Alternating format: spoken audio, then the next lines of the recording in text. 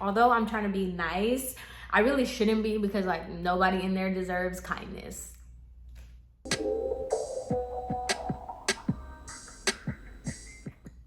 What is up, party people? This is the third time I have tried to make this video, because I think this is gonna be my last time, and I'm just gonna preface it by saying, look, if it is all over the place, it's because she is all over the place, and like that is just the embodiment of the stylist that I'm talking about. Okay, so please excuse me if this story time is literally all over the place, because I just can't, like, there's so many details, and I'm like, no, I have to say this first, but then I'm like, no, I have to say this because it'll make a little bit more sense with this, blah, blah, blah. Girl, it is just too much. And honestly, with the trauma that came with the salon, it is so hard to like go back in the depths of my mind to think about the nonsense that they put me through. So get what you need to get and sit down so we can, you know, talk about this, because girl.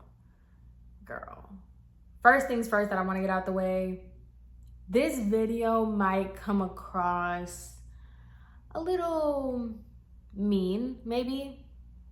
I don't know.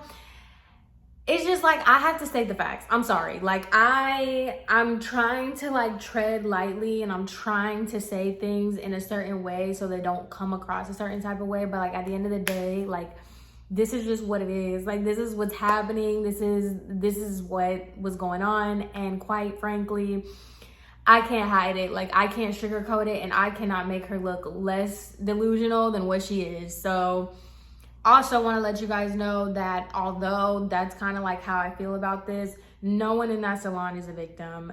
Do not feel sorry for anyone in that salon. Anyone that worked there, still works there, has any type of like proximity to that salon is not a victim. So please keep that in mind. Like, although I'm trying to be nice, I really shouldn't be, because like nobody in there deserves kindness, if I'm being honest. So let's go ahead and get into it. For this video, I am going to call this hairstylist Parker. Parker, to give you a background, well, I'm gonna give you all background in a second, but let's start at how I got to see Parker. Parker was actually the first person who I saw on the salon's Instagram, and I quickly went to her Instagram just to kind of see the stylist that worked there, kind of get an idea of, you know, who was there, you know? So of course, like every person in that salon, when I go to her Instagram, she has such an inflated amount of fake followers, but the work and her Instagram was really like good. Like the work that she had on her Instagram was good. It was nice. She was a blonde specialist, and you're gonna see why I say that in a second. She was a blonde specialist, and she also prided herself in being a hairstylist, a jewelry maker. She had her own shampoo and conditioner. She had a book, and she was a mom. So Parker was a boss babe diva. Okay, so please keep that in mind, okay? It was very, very obvious that like the jewelry and her shampoo and conditioners, and I think she was even gonna do like a skincare line. I don't even remember. She was all about that. She was all about jewels, crystals, beach waves. Like that was her whole thing. And she prided herself in all of that, but her shampoo and conditioners, her jewelry and stuff, like it was just private labeled. Like, but she would advertise it as like she made it herself. So just keep that in mind. This is the type of person we're talking about here, okay? So when I had first started my time as the assistant manager, Cassie would tell me that, you know, she doesn't really give Parker any clients, like new clients, because just like Tina, they cannot be trusted with walk-ins, they cannot be trusted with anything. And I was like, why? She was like, she takes a really, really long time, and her work honestly is not that good. So Cassie told me that. Angelica also let me know that at the salon that Angelica had managed before, Parker was an assistant. And so when Angelica had moved to this salon, Parker had found out, and she had kept reaching out to her asking if they have a position as a stylist. Now, Angelica always like told me that when that happened, she was kind of against bringing Parker to the salon because she didn't fit the aesthetic, but we're gonna get to that. And then also she wasn't ready, like in her last salon, she was not ready to be a on the floor stylist. And she kind of felt, she was more apprehensive to give her a chance here because she still felt that she wasn't ready as a stylist to take on clients and blah, blah, blah. However, something gave Angelica something to bring her over to this salon as a stylist, like a full-on stylist. All right, cool. Keeping this in mind, Parker was basically Angelica's hire. Like, she was more so Angelica's person, and you could tell right off the bat that Angelica was way more on top of her than she was on anybody else. And I personally believe that it is because it was her hire, but also Beyonce had made a lot of comments talking about how Parker doesn't really fit in. Like, she doesn't fit the aesthetic, that she's not the vibe, but she would always say, like, that's Angelica. Like, she doesn't really pay too much attention to Parker because she didn't really care, and that was just like Angelica's problem to deal with. So that's kind of how the vibe was and the dynamic was when it came to that. Angelica was always on top of Parker, and Beyonce never really paid Parker any attention. So keeping that dynamic in mind, right? Angelica, for like the second or third week that I had started working there, Angelica had asked me to basically take a day, it was like a Saturday, to just observe the salon as a manager and basically like note down things that I see are like an issue and I see like need improvement, blah, blah, blah. Basically just observing, right? So I took that day and I was doing just that. Now, mind you, Cassie had already told me that like Parker takes forever, and Angelica had already told me that Parker takes forever. Sorry, I keep accidentally trying to say their name. When I was doing my observation, I had seen exactly what they were talking about. Not only did I see exactly what they were talking about, I was seeing a lot more. So to begin, Parker was very mediocre. Like, she was just all over the place all the time. She would take a really, really, really long time with her clients on stuff that professionally, they don't need to take a long time. Like, blow dries would be like 3.5 hours. Colors would be so long. Like, her clients would stay from the time that we got there past the time of closing. Like, it was ridiculous. Another thing that I had noticed is how much product like she used. She would go through so much product. Half of it would be on the floor, on the client's face, on the capes, on the chairs. Like, the homegirl literally ruined and stained so many chairs because there wasn't like a sign stationed. So like, if one stylist wasn't there that day, you could kind of like jump around or whatever.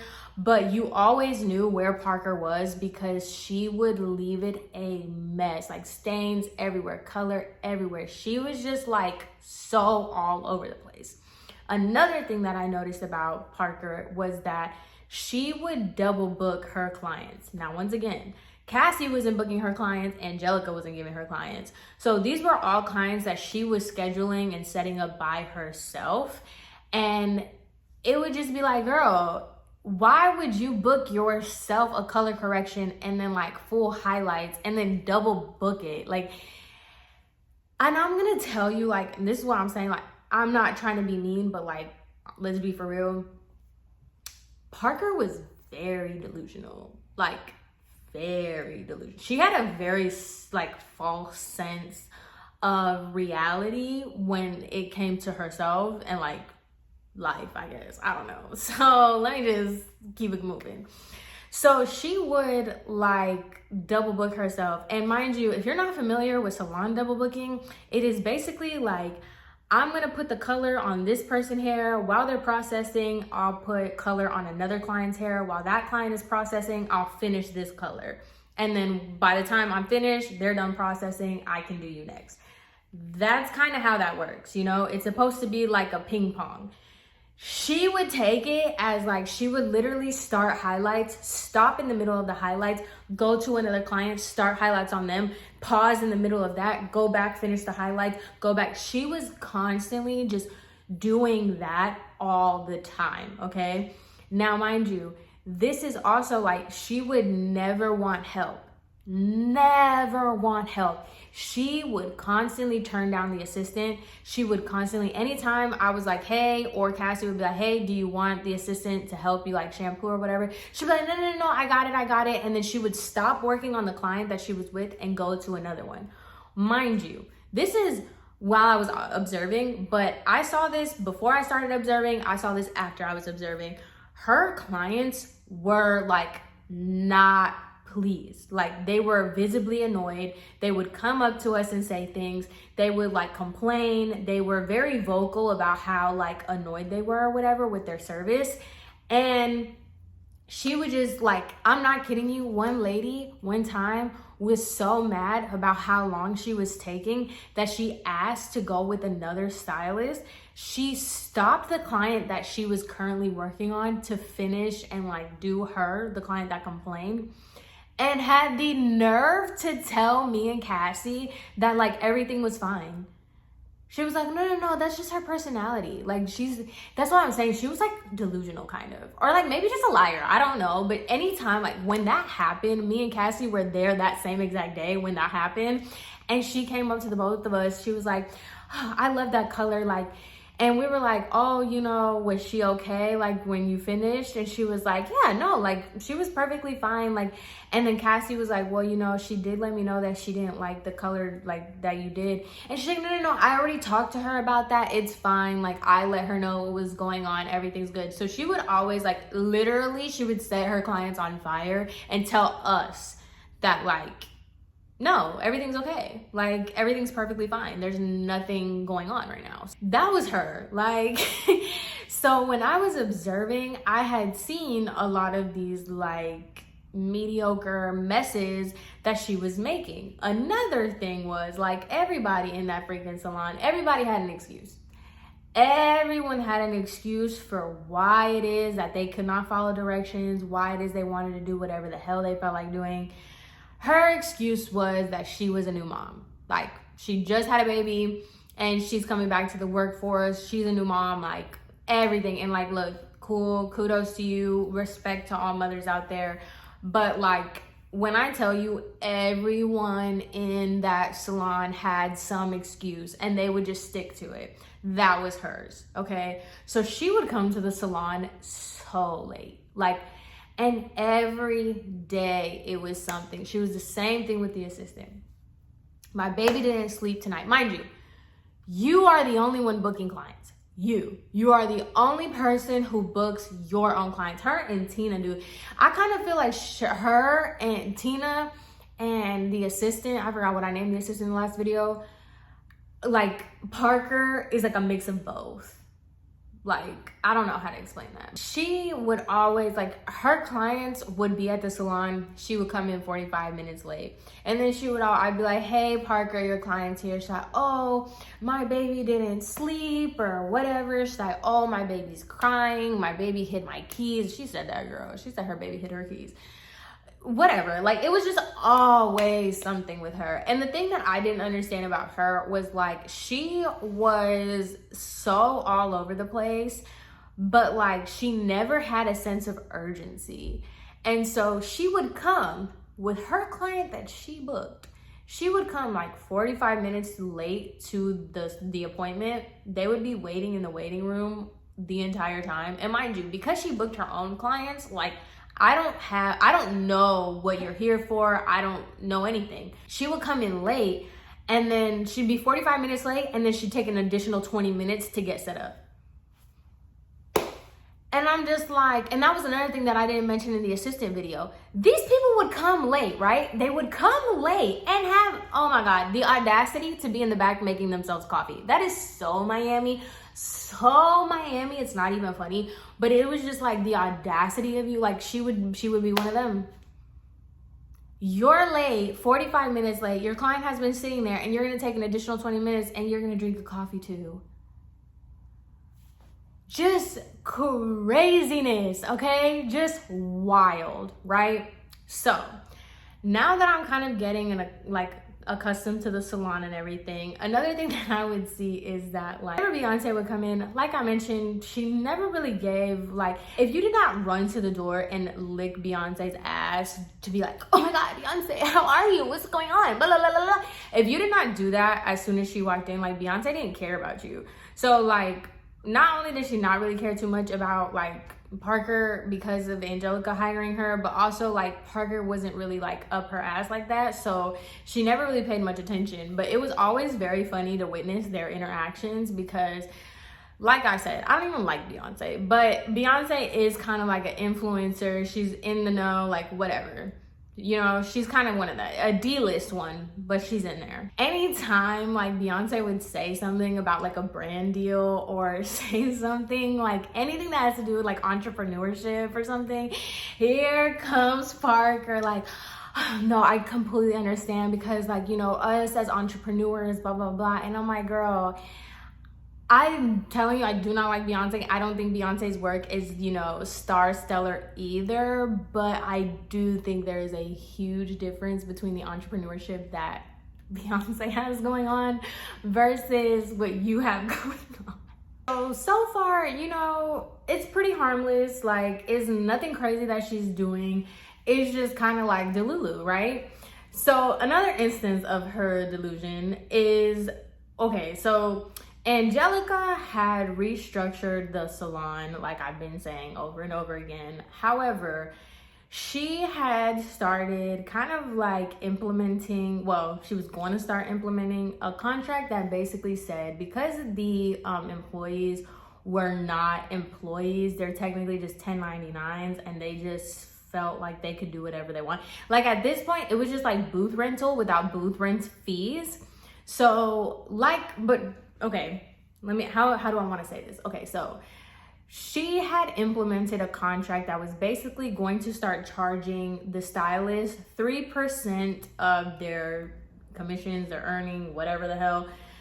She was going to start charging 3% of that to go towards like back bar. It was basically like a back bar fee where she was going to start charging the client or the stylist for product. Now,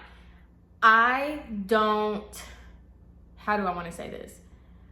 For the type of salon that it was, because it was ran like a booth rental, but it wasn't a booth rental, there was a lot of weird, like payroll wise, you could just tell that like everybody in there didn't really know what they were doing, to be honest, because that made no sense. Some people were salary, some people were 1099, some people like were commission only. It was just a mess. Some people's commission was more than other people's commission. So it was just literally wherever the wind blew that day was how they were gonna do it. So as a stylist, I completely understand why they got upset at this, but we had a meeting for it.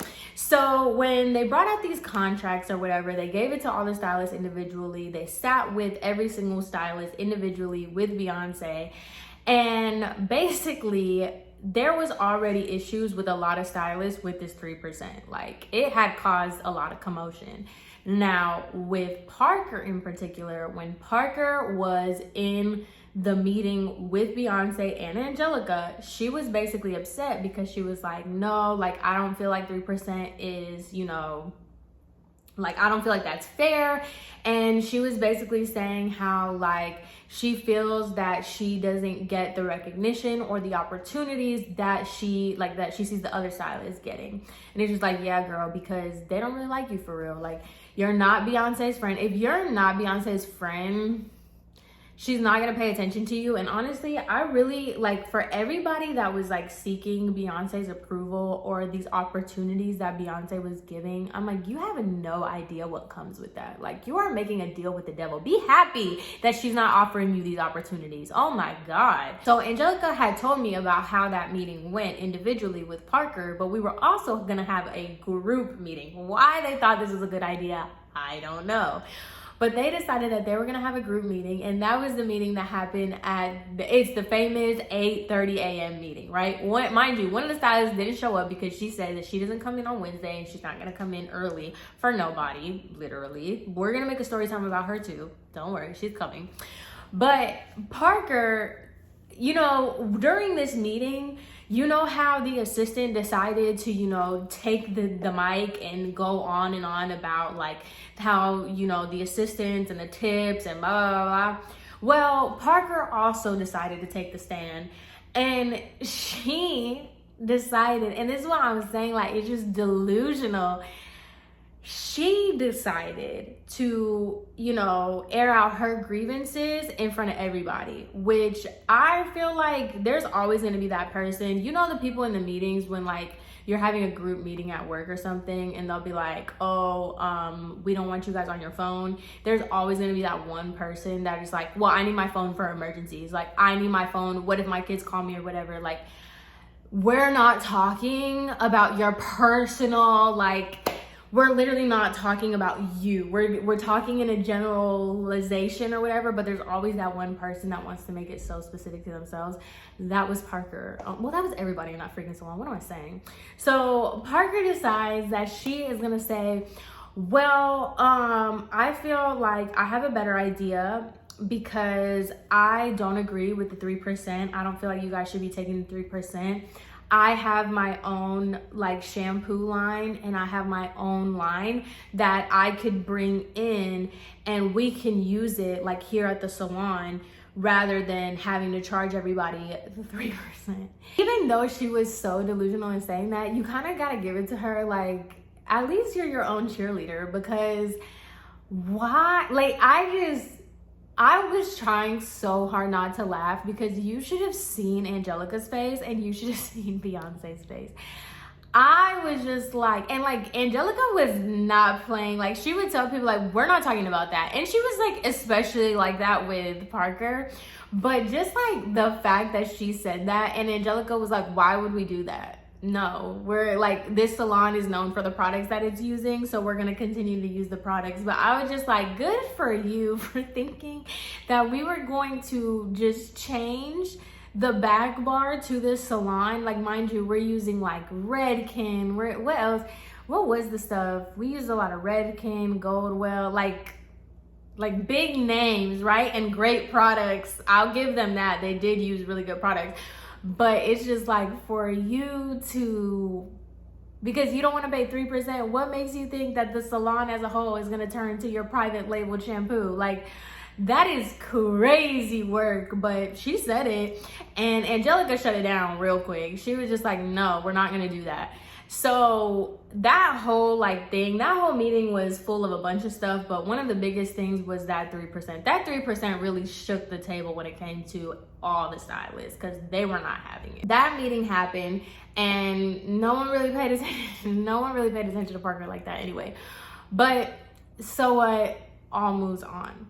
Now, one of the things that Parker was getting very like upset with was the fact that she would not get clients, that we were not feeding her clients, and she was having to get her own clients.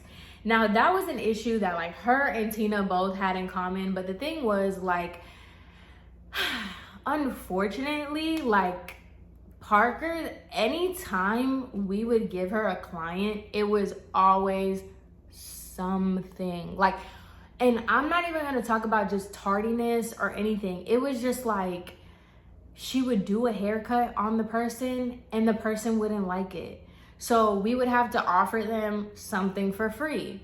So then it's like, she would get clients, she would bring in her own clients, and then her own clients that she would bring, they would be upset because it took forever, or like they didn't like the color. Like, I'm not gonna lie, her colors were not good. And the thing was too, like, her clients that she would bring would be like my hair trying to be blonde. It's not gonna happen. And the thing is, like, she would sell them this dream. Like, she would legitimately tell them that they could get, like, from my hair to like a nice ashy blonde in one sitting, and then they would leave. Well, they would finish, their hair would not be as blonde as they wanted, and then they would get upset and they would come to us. Another thing that I have to also kind of disclose, this salon was expensive, like ridiculously expensive. And there was a lot of things that they were charging for, like the deep conditioning treatment that they were doing was not, like, it was not as advertised at all. Like, they were scamming. They would charge people $150 just to put steam over their hair, and they would act as if it's like some treatment. It wasn't. They were just bullshitting in the person's hair. They would add conditioner, let it sit with the steam, and that was it. It was not worth no $150, right? So the salon itself was really expensive. The prices were super expensive. It didn't matter who the stylist was. The prices were very expensive. And because Parker was getting her own clients, she was getting a lot of people that didn't fit the demographic of the salon. We did a lot of OnlyFans models. We did a lot of like people like that, like random celebrities, but like that people that really truly didn't care to pay $300 for a blow dry. They were just swipe, swipe, swipe, swipe, swipe. You know what I mean? So that's why it was like another thing when clients would come in not wanting to pay the price. I'm like, girl, this is not a bargain salon. Please, like, it's not a bargain salon. You knew what the vibes were before you got here. The prices are on they were very upfront. In a sense, they were very upfront with their pricing. Like, they were expensive, and you know, that was the whole thing. But she would get clients that were young, high school girls, regular, local girls who were not Instagram people, who were not influencers, just regular people. And they would come to the salon. She is doing like $500, $150 services. Like, she would stack them up because everything in the salon was itemized, right? So your color doesn't come with the haircut. It doesn't come with the blow dry. So let's just say the color's $500. You did a haircut, that's $200. Then you did the conditioning treatment, that's $150. Then you did a blow dry, that's $100. So like, it comes up like the total of work that we would charge for the stuff that she was doing, well over $500, well over $600 based on the salon prices. But she would do these extravagant color corrections. They were really bad too. She would do all of these color corrections, take so much time, take so much product, do so much work, and she would only charge the client $150. Anytime she would say like, oh, this is gonna be $250, she would be like, the client would be like, oh, I didn't think it was gonna be that much. And she'd be like, oh, okay, we'll just do $130. Which I noticed that, and I'm like, that's a problem, because once again, if I'm gonna be the assistant manager, right, I have to think about it from like a salon point of view, and we can't have that. Like, especially you, girl, especially you cannot be using 6, 7 color bowls. You cannot be running through our bleach, running through our processing solution. You cannot be doing all of this stuff. Because, like, mind you, I wouldn't really care so much if it was just like haircuts and blow dries. Like, that's a you issue. If you don't want to charge your client for a blow dry, you don't want to charge them for that, that's on you. But no, I'm so sorry. You're not going to sit here and waste a million foils, a bunch of products, and only charge them $150. Like, when... No, like, that's not, no. And that was a whole other thing with the salon in and of itself. Everybody just felt like they could do whatever the fuck they felt like. I'm not joking to you. Everyone felt like, I don't want to charge this, I don't have to charge this, or anything like that. Most of the stylists would be so happy to overcharge and like do that. For whatever reason, Parker was on like the complete opposite end, where she just wouldn't charge even remotely close to what it was. And another thing that was happening, right? So she wouldn't charge what she needed to charge, but then the people would come back. She would be like, oh yeah, I'll fix it. So mind you, a $500 service, you gave it away for $150. Then these people don't like their color, and then they have to come back, right? And then you have to fix it, and you're not charging them to fix it. So on top of you already wasting so much product and not charging them, they're coming back and getting a free service with all the product that you're wasting. And this is why I didn't really feel bad, because I'm like, y'all are crying about 3% when you're wasting 75% of the product. Like, and I just thought it was crazy. Like, out of all the stylists to complain about the 3%, you, my love, might want to sit this one out. Like, you really might want to sit this one out, because I don't feel like this is your fight to fight. But she was fighting it. She was fighting it. We will get there. Like I said, Beyonce had her own kind of like side hustle of like doing her own thing, right? And she would take certain stylists to come with her. Like I said, Parker would kind of like feel some type of way because she didn't, you know, whatever. Now, it was Art Basel, right? There's a lot of celebrity opportunities and a lot of celebrity stuff going on. If you've worked with celebrities, if you've worked with influencers, you know, like, you don't want to work with celebrities. You don't want to work with influencers because they live in their own world and you really can't say anything, right? Everybody talks about it, how like celebrities be super late, they like rush you, blah, blah, blah. All right, cool. So there was a high-ish profile client that Beyonce couldn't get to in time. So they gave the opportunity to Parker. So they told Parker like, hey, do you want to like do this, blah, blah, blah.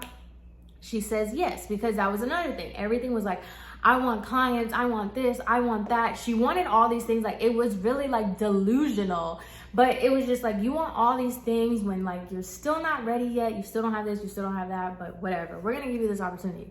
So they gave Parker the opportunity to work with a high profile client, a reoccurring high profile client, by the way. So they give her the address, they give her the place to go. She goes there, whatever. Apparently, according to the story that she said, she was there at the hotel. She waited 2.5 hours and nobody told her the room. Nobody got there, whatever. So she left. Okay. The story that I got from Angelica was the celebrity was late. She was running behind. She was late, but she told them that she still needed the hairstylist for the specific time, that it just got pushed back, blah, blah, blah. And this is what I'm saying, when like working with celebrities, you kind of have to have a certain level of expectation. You are on their time. Like, I'm not saying it's right. I'm not saying it's fair. I'm not saying it's cool. But at the end of the day, if you want the opportunity to work with a celebrity, you kind of just, like, it's just kind of how the cookie crumbles, honestly and truly. Like, if that's what you're seeking to do, like, you just have to go with whatever they got going on. So her leaving made a huge issue with that high profile client, and Angelica basically calls Parker and rips into her. And I'm telling you, like, Angelica was not one of those, like, she's not a passive person. She was very direct and very, like, you know, on that. So Angelica does that, and so Parker then calls me and she was like, I just want to set up, I don't know why she called me, actually. I really don't know why she called me, but she called me and she was like, I need to set up a meeting with Beyonce and Angelica because what happened today was a complete waste of my time. Like, I have businesses, I have a baby. I can't just be running around behind a celebrity and then when they waste my time, I'm getting yelled at because I decided to leave. Like, they wasted my time.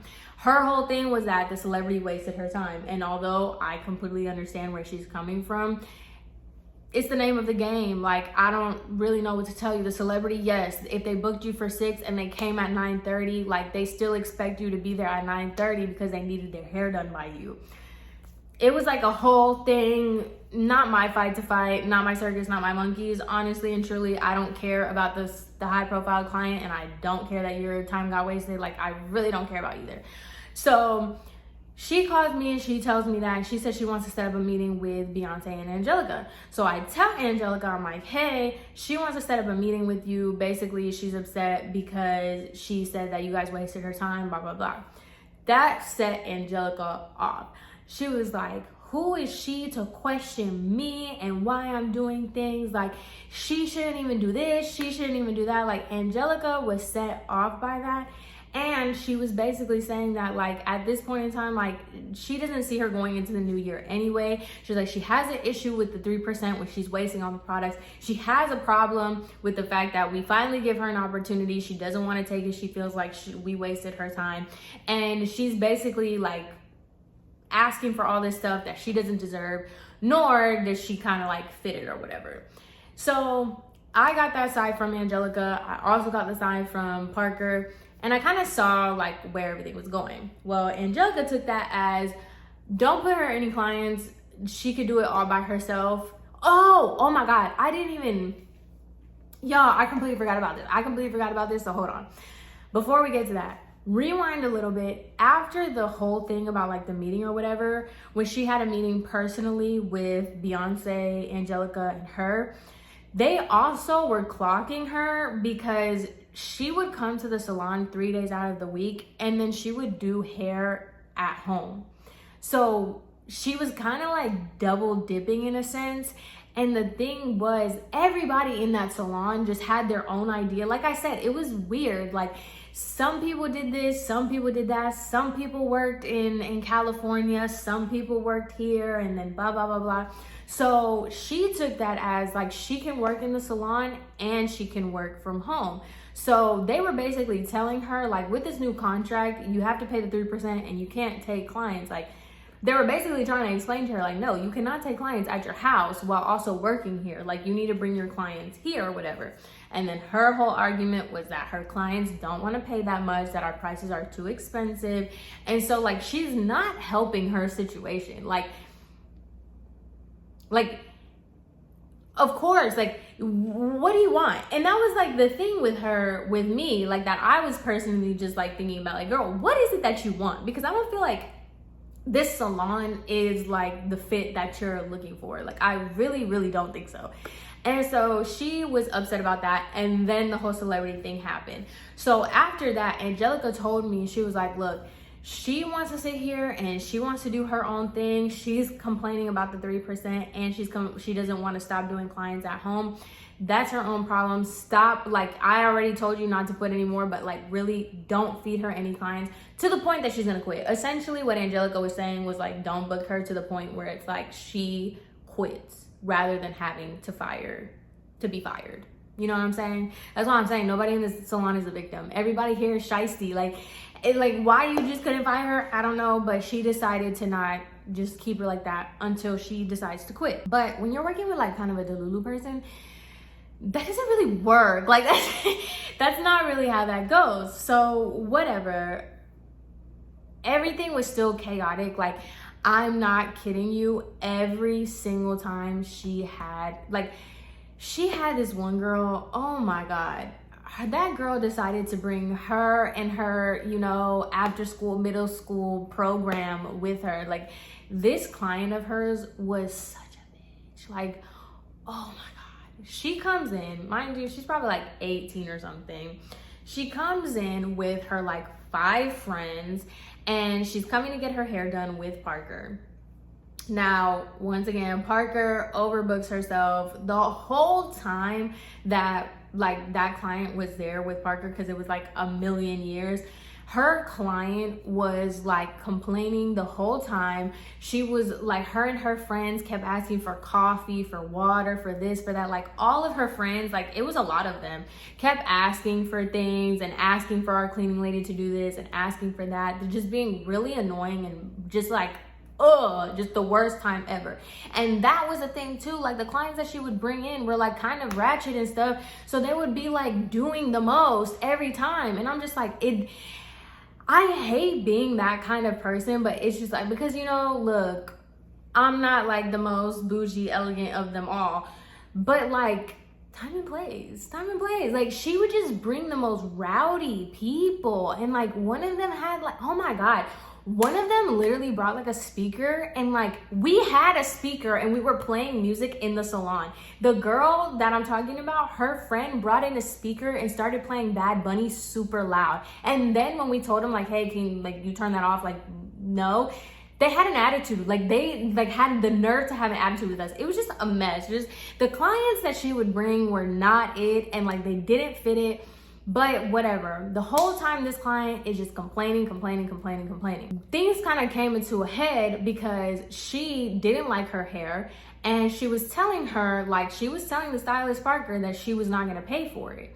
And so Parker was trying to like act like that was okay.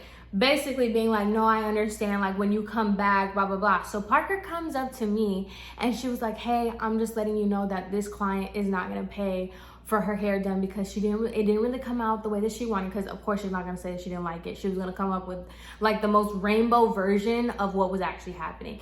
She's like, oh, you know, she didn't really like her hair, or it didn't really come out like the way that she wanted it, but I'm not gonna charge her, so I'm gonna like let her do this, and then I'm just gonna give her a few products or whatever. And I'm just like, whoa, time out. First of all, no. She's gonna pay something. Like, she is gonna pay something because she's been here all day. They've been actual terrorists in the salon. She's a bitch, and you used all this product. Like, no, she's gotta pay for something. So I told her that, and then on top of that, no, you're not giving, no. You're not gonna give her free service, and on top of that, you're gonna give her free products. That's not, that is definitely not happening. So she came and told me that, but Angelica was also in the salon. So I told her, I was like, I'm not like, no, she has to pay something. You need to tell her that she needs to pay something or whatever. And Angelica was like, I'm gonna give her the free products just so that she can leave after we tell her that she has to pay something, because it's already gonna be an issue. But those products are gonna come out of like your commission. Like we're not just giving out free products. That's not, And mind you, like that was a thing too. Okay, fine. You wanna give like a little oil or something? Sure. This girl had like a bag that she was ready to give her of like 3 full-size products. Like, girl, no, we're not giving that away for free. Like, mind you, this is the same person. She was one of the main stylists spearheading the fact that like the 3% thing was just way too much. It was way too many things. All right, cool. So that whole thing happened with her client. The client ended up paying for something because that was crazy, but they did give her the products for free, and then they took it out of, what's it called? But then Parker would also have an issue with that because she was saying how she was not making money. Like that was the whole thing too. Delusional. She would sit here and come up to me and Angelica and talk about how like she's very upset that she's not making money or whatever. And I'm just like, here's a thought. Charge your clients. Like, if you're only charging your clients $150, $160 for like 8 hours worth of work, and then you're telling them that they can come back and like get their service redone for free or whatever the hell, like, I'm not kidding you, this was more than one client. This was not just like 1-2 one-off situations. No, this was almost every one of her clients had to come back and get something fixed. Every one of her clients had something, and every single one of her clients was being undercharged. And yet you are so surprised that you're not making money. You're coming up to us like, ma'am, you get a percentage of commission based off of the prices you set. Like, that's you. That's a you problem. But yet somehow it was just constantly coming up to us saying that like she's upset, she doesn't have this, she doesn't have that. All right, cool. So you guys see what I'm working with here? Mind you, let me remind you once again, this is not the only person or thing I am dealing with in this salon. I am dealing with Beyonce, I'm dealing with Tina, I'm dealing with the assistant, and I'm dealing with Parker. So, one day, there's like an esthetician that worked in the salon too, girl. Oh my God. Literally, this salon was like Tokyo Tony Enterprise. So there was an esthetician that also worked there who got a visit from the board, right? Is that what it's called? The board of cosmetology, the board of esthetician, or whatever the hell. So this man comes in or whatever, and he was only coming to see like the esthetician's room. Cool.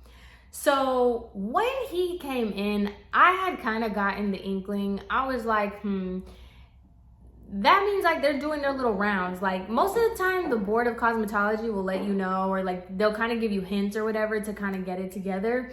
So when he came in, I was just like, you know what, we need to make sure that this stuff is like together.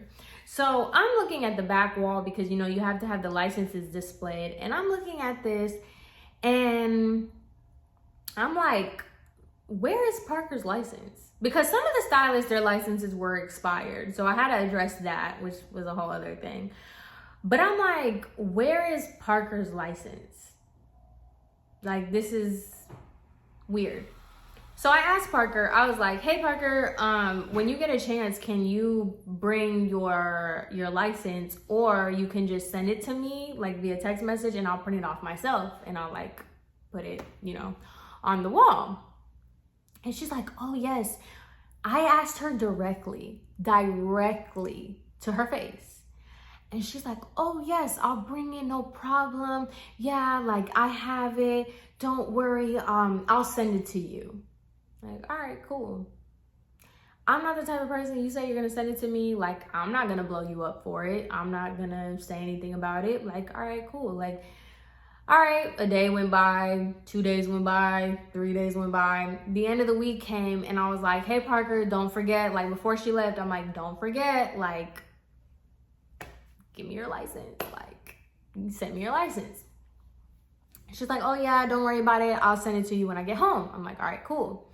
So mind you, this was the same time that the influencer event was happening. Oh my God. The same person, like, you know how I told you how nobody wanted to do the influencer event? Who was so happy to do the influencer event? Parker. Parker was so ecstatic to do this influencer event. She was the first person to sign up, right? Cool. So then she has a client. She decides to book a color correction that entire day. She was working on one person the entire day of that influencer event. And I had asked her multiple times, are you staying for the influencer event? Yes, yes. The same person that's like, I'm not making any money. The same person's like, I don't get opportunities. The same person that wants to sit in my face and cry all day about how they're not making money, how they don't have clients, how they don't have opportunities, how they're this, how they're that, blah, blah, blah, blah. When the influencer event started, she comes up to me and she goes, I'm not gonna be able to stay at the event. I'm sorry, but I have to go. Which I had told Angelica. I was like, watch Angelica. She made the biggest deal about staying for the influencer event. She's gonna be the first one to tell me that she's not gonna stay. Watch. And what happened? First person that didn't want to stay. Her and Angelica ended up getting into it because she decided to leave. But, you know, cry me a river that you don't have any money. Okay, which I mean, the influencer event, let me not even say that much because that influencer event was a waste of time anyway. So maybe she was on to something. She knew something we didn't. After the influencer event, when I had talked to Angelica over the phone after the whole, you know, Beyonce rant or whatever, I was talking to her and I was like, and I told you Parker was not going to stay. And I was basically talking to Angelica because I was just like, you know, with the whole conversations that we were having about restructuring the salon and how everything was going to work, I really did not see the point in keeping Parker. Like, and she would ask me like what I thought. And I'm like, professionally, I don't see why you would keep someone like Parker in your salon. They're wasting your money. They're kind of killing the vibe. And they're just not like, they're not in it, whatever. And then I was like, and also, can you get her to, I remember this specifically. I was like, Angelica, also, can you get her to give you her license? Like, she keeps telling me she's gonna send it to me, and she never sends it to me. And she goes, oh, she doesn't have a license. And I'm like, Angelica, what do you mean she doesn't have her license? And she was like, oh, she told me that in order to get her license, she's just waiting to finish like the test or something. She said that she had one part of the test that she needed to do and another. And I was like, okay, wait, time out, because let me tell y'all something. I'm dual license. I think I let my Tennessee license expire, but I got my cosmetology license in Tennessee, 1,500 hours, all right? In Florida, you only need 1,300 hours and it can transfer over or whatever, but I still had to retake a test in order to be licensed in Florida, right? It's a practical exam, and then you have to pass the practical one, and then because I already had 1,500 hours from Tennessee, I didn't have to take it's a written one, and then it's the practical. I didn't have to take the practical. So when she's telling me this, she's like, oh, she's gotta do this. I'm like, what? So then I was like, what school did she go to? Like, where did she get her hours? And Angelica's like, what do you mean? And I was like, in the state of Florida, you need 1,300 hours in order to take the test.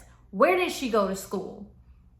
And Angelica was like, oh, I don't know. I'm gonna have to ask her or whatever, because she was basically telling me that it was just like, she has to do this. I'm like, Angelica, she's playing you. She is 100% playing you, because this doesn't exist. In order for you to take the test, because, oh, that was the whole thing. She was basically saying they're not letting her take the test for whatever reason. And I'm like, that's literally not how that works. If you have your 1,300 hours, the only thing that you have to do is get the little slip from your school saying your hours of completion. You register to take the test, you pass, you fail. Once you pass, you take the second test, pass or fail. Once you pass that test, you get your license. It's really, really not that complicated. It is not this long thing. And honestly, you don't talk to anybody. Like, this is not a matter of like, oh, the lady at the DMV didn't want to give me an appointment. It's literally not like that at all. It's quite automatic, especially in Florida. Florida was probably like the easiest to get it through. And she was like, no, I don't think so. I'm like, Angelica, I had to do it. Like, I did it. I went through this. This was literally like the same process that I had to go through. She's lying. She's playing you. And the fact that, and I was like, and I'm not willing to give her the benefit of the doubt, because knowing she didn't have a license, she's telling me to my face that she's going to send it to me when she gets home. I was like, Angelica, if you do not see all the signs on top of that, like, she's a liability because her work sucks. She doesn't offer anything. Like, and that's the thing. Like, I was just like, girl, it would be one thing if you were just like this stellar stylist that was just making waves in the hair industry, and, okay, whatever, you don't have your license, like, hush, hush. You're not. It's actually kind of crazy. You cost the salon more money. You are just like doing a lot. You're all over the place. You're late. There's so many reasons why you shouldn't be here. And then, like, to top it all off, you don't even have a license.